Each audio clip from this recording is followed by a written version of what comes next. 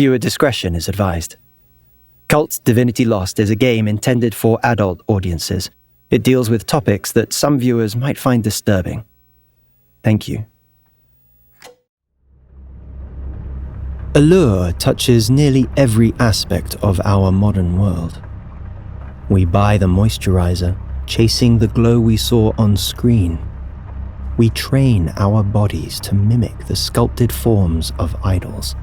We clothe ourselves in borrowed fashion, pretending to belong to a caste we will never join. The Archon Tiphareth and her principle, Allure, is essential to maintaining the illusion. For when we are obsessed with chasing unattainable perfection, we stop noticing what is around us. We become blind to the cracks, deaf to the truth slipping through.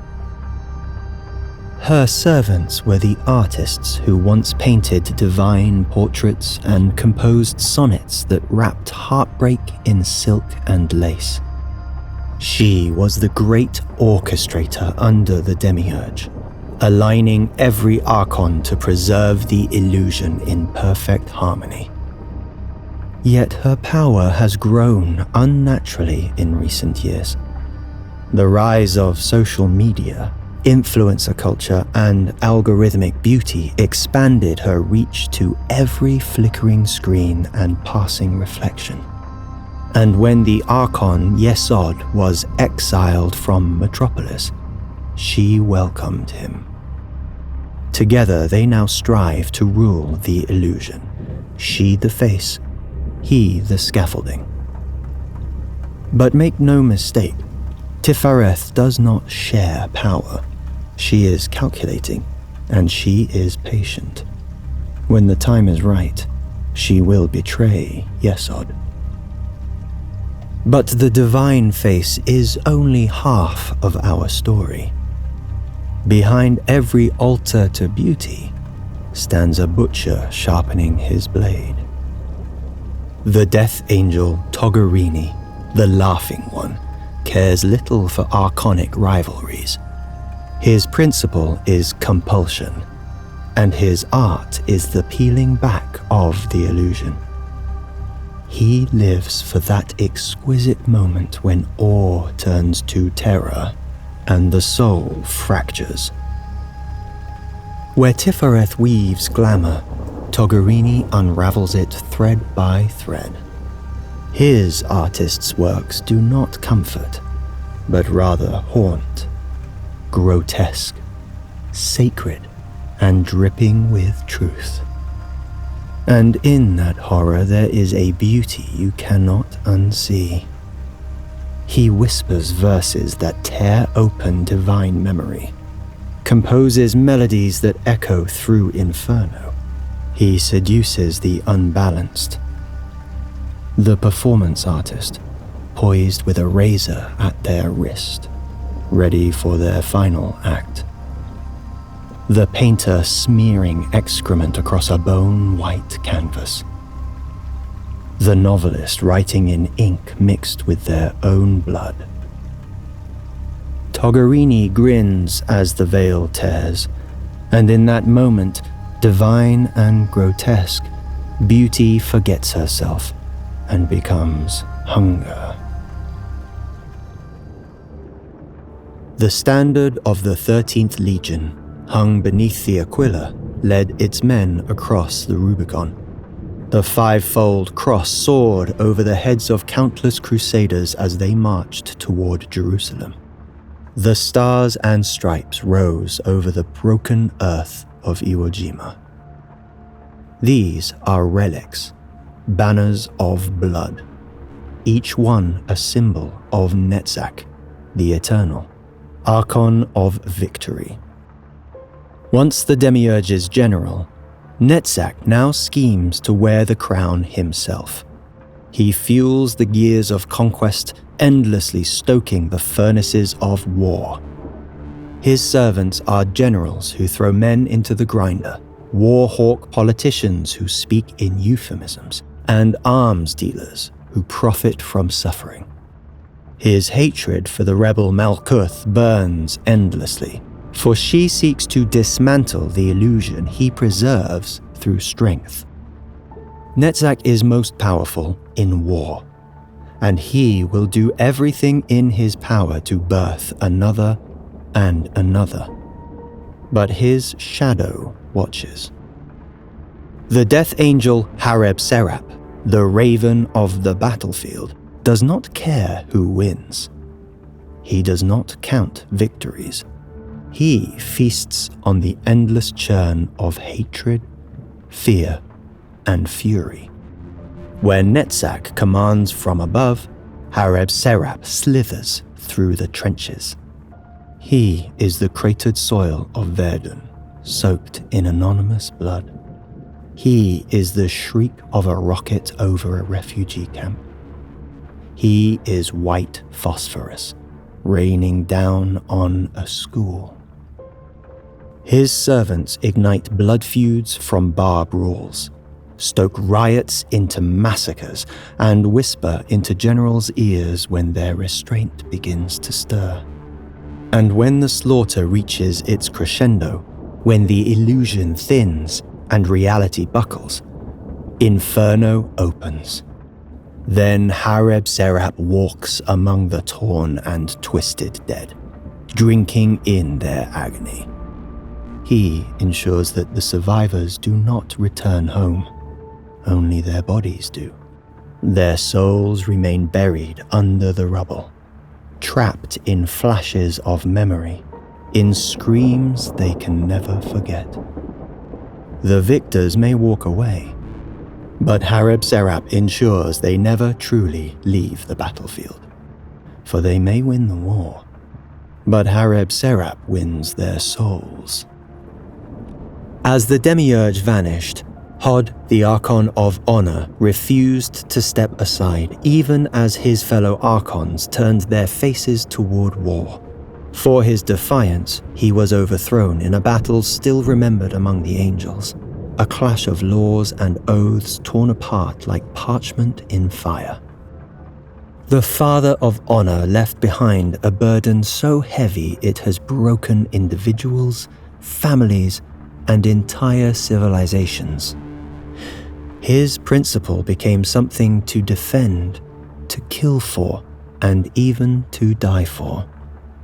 His law etched itself into the bones of our societies, not written, but branded like a seal pressed into flesh. Because of him, knights once met in the morning mist to settle insults with steel, their lives wagered for the illusion of dignity.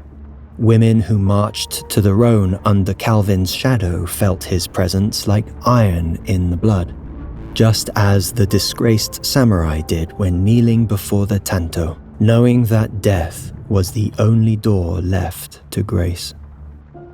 In the modern West, honor may have faded into spectacle, but its grip remains strong across much of the Middle East, Africa, and Asia, passed down like heirlooms wrapped in guilt and obligation, etched into memory like scar tissue. Hod's shadow, fittingly, is Samael, the death angel of vengeance. His principle has bled through every page of history, spreading like a tumor in the body of mankind. Whether it is a husband killing his wife's lover in a fit of blind heat, or the quiet, deliberate dismantling of a rival's livelihood, Samael's hand is present, steady, cold, and unseen.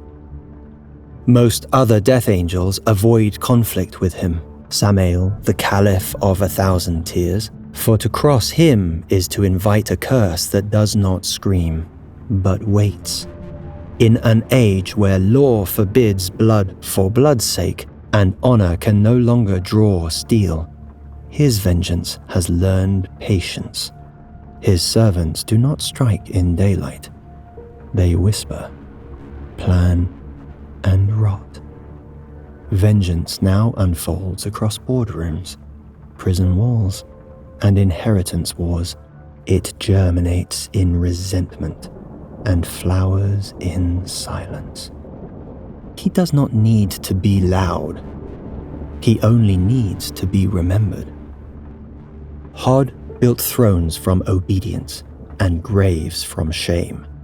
Samael merely waited for the cracks in families, in names, in hearts, and made them wide enough to swallow generations. We called one honor. We call the other vengeance. But the truth is simpler. Both demand sacrifice, and neither ever leaves empty-handed. Among the dark plumes rising from the factories of the Industrial Revolution, he could be felt. In the frenzy of stock market trading floors, he could be heard. And in the oil fields of Iraq, he could be seen, marching with US troops across scorched earth. And our hunger to possess spiraled into an all-consuming need. Yesod is the Archon of avarice.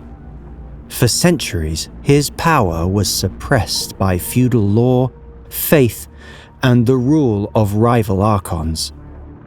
But when the gears of the Industrial Revolution began to turn, his influence surged. Greed became sacred. Consumption became virtue. And our hunger to possess spiraled into an all-consuming need. Blinded by his own hubris, Yesod overreached. In the war between the Archons, he was struck down, or so they believed. But Tiphareth, the Archon of illusion, made a secret pact and spirited Yesod away into Elysium, cloaking him from the others. Now hidden in the folds of our reality, the two conspire to seize control of the illusion itself. Yesod dreams of restoring his full power and incarnating once more into his citadel in Metropolis. But Tiphareth holds him in check, her grip firm, her vision divergent. If you ever find yourself in the wrong hallway of a grimy brothel, behind a warped door with peeling paint, you may stumble into the citadel of Gamaliel. The death angel of desire twists our basest urges into something grotesque. He is the patron of every dark indulgence, every deviant fantasy, every shameful click. He is present in the pop-ups we pretend not to see, in the forgotten corners of webcam feeds, in the dim red haze of snuff films made in silence and secrecy. Gamaliel has always been with us, from pagan orgies in the moonlight to Goya's witches' Sabbath. His presence has haunted the margins of human desire. But now technology has liberated our perversions, and with them his power has grown exponentially. His servants walk among us, bodies shaped to tempt, voices fine-tuned to seduce. They lead us astray with promises of pleasure, then pull us down into inferno with talons hidden beneath velvet skin. Though his citadel festers in inferno, Gamaliel's reach coils through limbo, where dreams and desire intertwine. His principle, desire, can, like all principles, be a path to lost divinity, but most who walk his path are devoured by it. The obscene one does not lead pilgrims to the divine. He devours them mid-ascension. He is in the background of our daily life, in live streams and trafficking rings, in browser histories hastily cleared, in fantasies whispered but never confessed. Indeed, a whisper of him sleeps inside of us all, patient as hunger. The question isn't if it breaks free, it's when. Malkuth is the Archon of conformity through awakening. It was she who forged our prison, the physical world. She tamed Gaia, threading together the principles of the other Archons to weave Elysium into existence. She was the foundation upon which we built our societies. She was everything. The smell of rain on a sun-baked pavement, the taste of a long-awaited cigarette, the crackle of fire in the silence of night, the warm embrace of a child, the gaze of a lover, soft as a silent kiss. All of it was Malkuth. But when the demiurge vanished, Malkuth changed her modus operandi. Once jailer, now insurgent. She raised her sword against the machine she had built eons ago. No longer would she imprison humanity. She would liberate us. Some believe she was corrupted by Astaroth, or seduced by a death angel. Others say she fell in love with humanity, or foresaw the inevitable collapse of the illusion and sought to earn our favor. Whatever her true reasons, one truth remains. She turned on her own kind. When she obliterated Chesed, the remaining Archons, led by Kether, struck back in force. Now Malkuth seeks to unshackle us from our prison, to reunite us with our lost divinity. Her servants are magicians and scientists. She undermines the power of the other Archons and lays a path for us to wander out of the dark. The only entity who rivals Malkuth's understanding of the illusion is the death angel Nahemoth. If Malkuth is structure, the logic and repetition of the world in the illusion, then Nahemoth is the unmaking through her principle of discord. She is chaos. She is raw, untamed nature. She is what lies beyond comprehension. Unlike any other Archon or Death Angel, Nahemoth has no clear agenda, no discernible motive. She is not feared because she is malevolent, but because she is unknowable. To the others, she is almost alien. Yet her presence is felt most in nature's wrath.